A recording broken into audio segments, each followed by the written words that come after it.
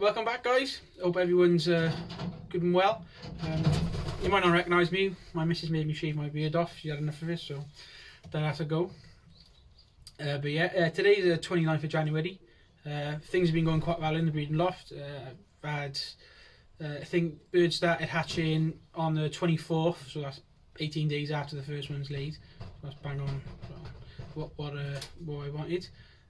Quite majority of the ones that are laid early have hatched now.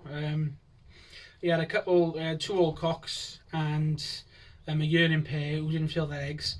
Two old cocks, I'm just putting it down to their age, and hopefully it's just the cold weather. Hopefully when it warms up, the second round they might fill their eggs. And the yearling pair, I'm putting it down to just inexperience. The cock, I'm guessing, I haven't treated the hen properly. Well, that's what I hope for anyway. The two older cocks, I made use of that. I took the eggs out of a couple of the other breeders, what I'd say is my best breeders. Stuck the eggs under them.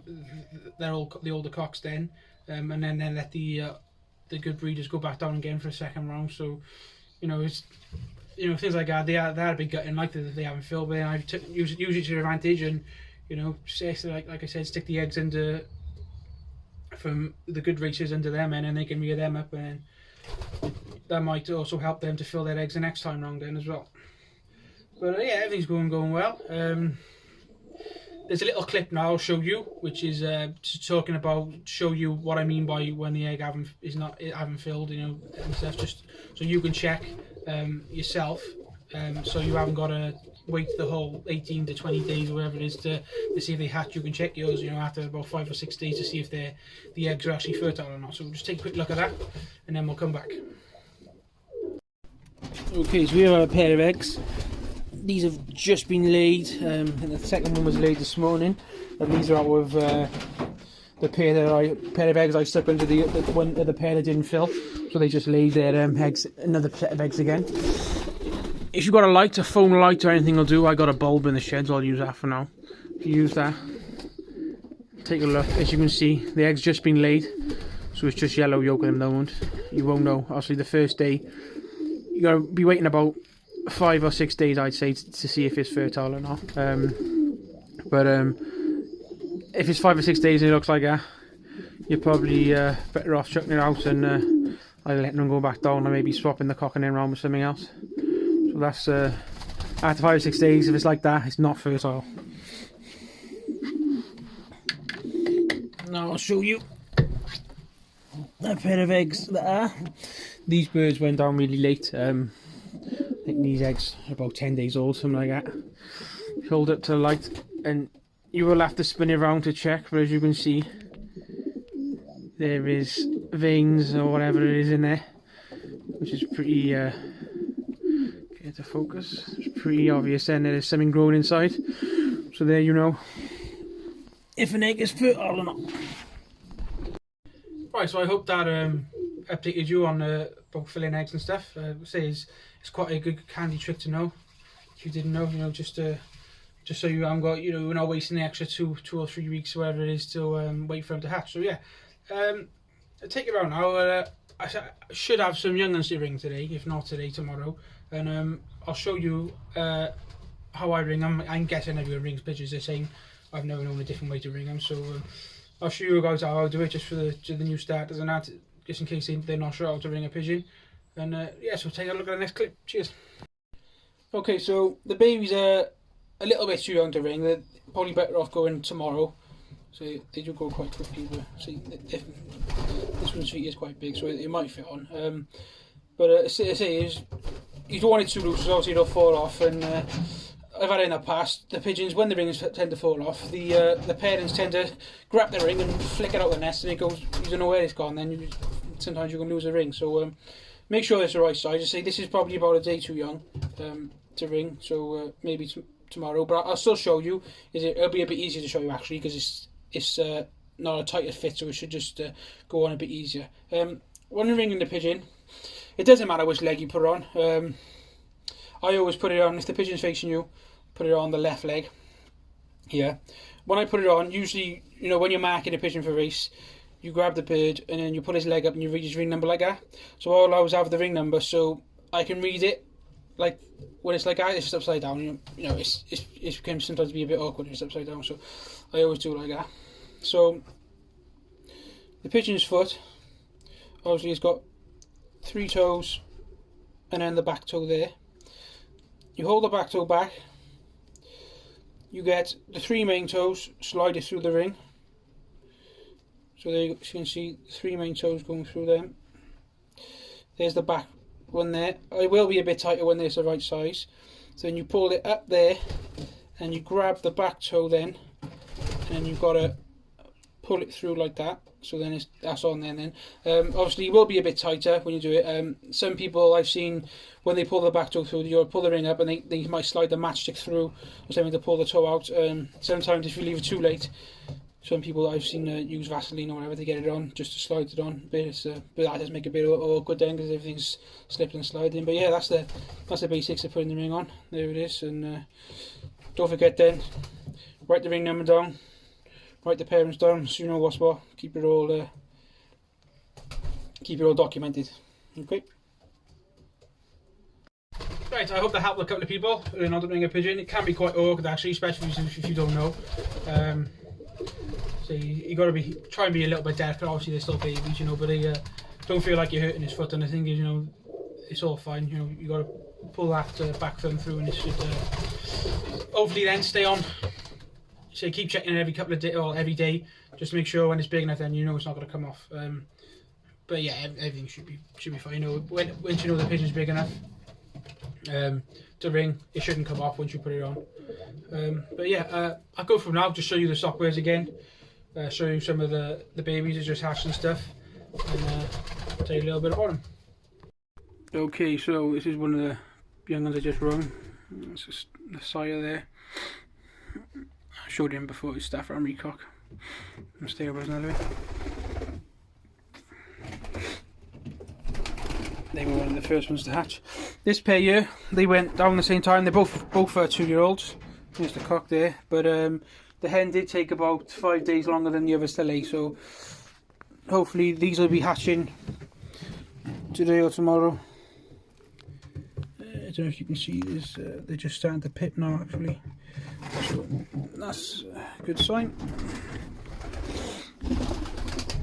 Most of the cocks are sitting at the moment. My premier cock, he's sitting 2 young ones. Stereo cock there, sitting 2 young ones.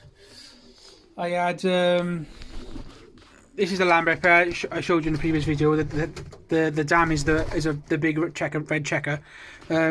She did actually finally lay her eggs. She did take a lot longer to lay than the others, but she did lay them. They're probably due to hatch in the next 3 or 4 days. But yeah, I'd say it's, I waited, and she finally did lay her eggs. They were quite big eggs as well, so no wonder she took a while to lay them, but I'm pleased about that. Here's one of the older cocks. It didn't fill, unfortunately. It's a cracking pigeon, but hopefully he will fill in the next round. But like I said, I fostered some eggs underneath him. Alright, don't touch his chickens. But so he's fostering someone else's babies up, but good to go. He's taking something fine, so that's all good. Here's one of the cocks that I fostered eggs out from. So he's just gone, his hen's just laid in the last 3 or 4 days. So he's sitting there now. Nice. I gotta watch coming in the loft, because some of the birds are a bit sketchy. And she's jumped off her, well, he's jumped off his young ones at the moment, so I don't want to stay in here too long. Get him back sitting. This pair here, I was gutted. I came in the other day, and there was an egg by there, stone cold, with chipping marks all over it. It was literally just about to hatch. I don't know what happened. I don't know where they swapped where they were sitting and they knocked it out, or if cock's gone in the wrong box or something, and they've had a bit of a fight to knock the egg out. But the egg was stone cold, and like I said, there was chip marks all over it. So the young one was just about to hatch, but unfortunately it got knocked out. But I thought, I've got nothing to lose. Chuck it back in the nest, and thankfully there's 2 young ones. So we warmed it back up and it's hatched out. So if anyone ever gets anything like that and they've been knocked out of the box, and it's it might not be end of the world as long as it's not damaged, chuck it back in, even if it is cold, and you might get some young ones out of it still. Put that up there. Grandson of Manchester. Sitting is. What else have we got? Young ones up there. There's one of the pairs I fostered eggs out of. So she's just laid the second round now, so she's going back down. Some more young ones there, Mistevio. There's two in there somewhere. More young ones there, Mistevio. There's my blue pie cock. He's the cock that's in Treaded End properly, I'm guessing. Her eggs weren't full. So she's recently laid now, so hopefully they are fertile. Give them a check actually. Alright. Let's see if we can see any veins.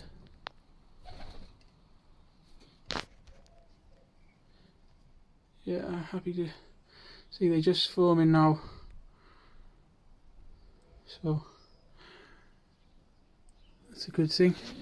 Check the other egg. Oh, it might be a bit more advanced if he laid it first. No, that one's still yolk, but say she's only laid in the last couple of days, so it's, hopefully they're both full. We shall soon see.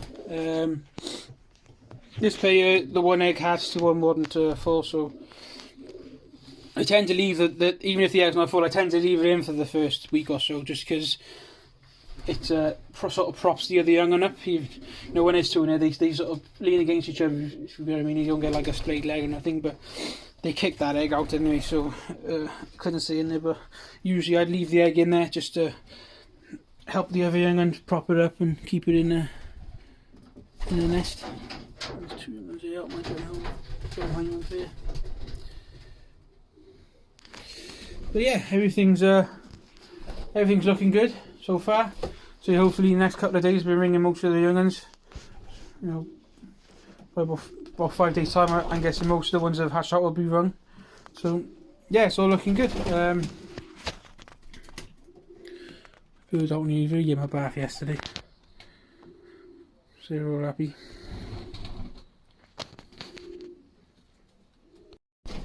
I gave up with my hopper on a stand. Some of the birds just wasn't taking to heart. I didn't want to risk it when the young ones hatched and not eating, not finding the food properly and stuff. So I changed it around. I actually found out that these old bud drinker jerk can actually be used as a hopper as well. I like these because with this drinker here, it's quite, from the distance from there to there, it's quite shallow, so they can get in and they can flick the corn out still. But these, they're quite deep from there down to there. It's quite deep, so they're sticking their heads in, and they haven't really got the range on it to flick the corn out. So I got this around the edge as well, just to catch anything that does fall out. But yeah, it hasn't been too bad. They've been feeding out of it fine, and then I've been feeding them and in the boxes in the pots as well. So in the hopper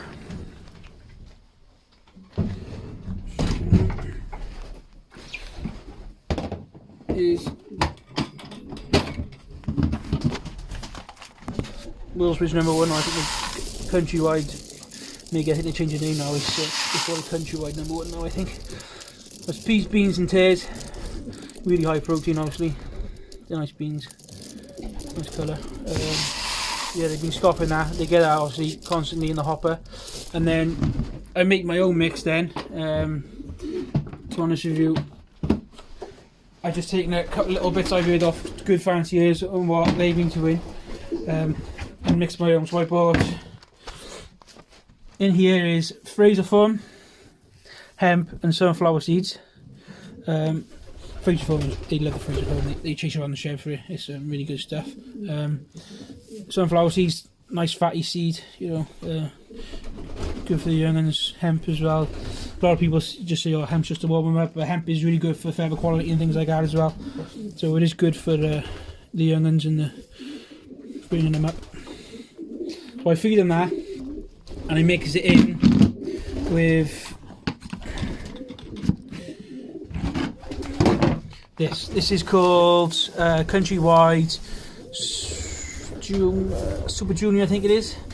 It's quite a versatile mix. There's a lot of seeds in there, and there's a lot of grains in it. I like it because of that, and I also like the small green or blue peas.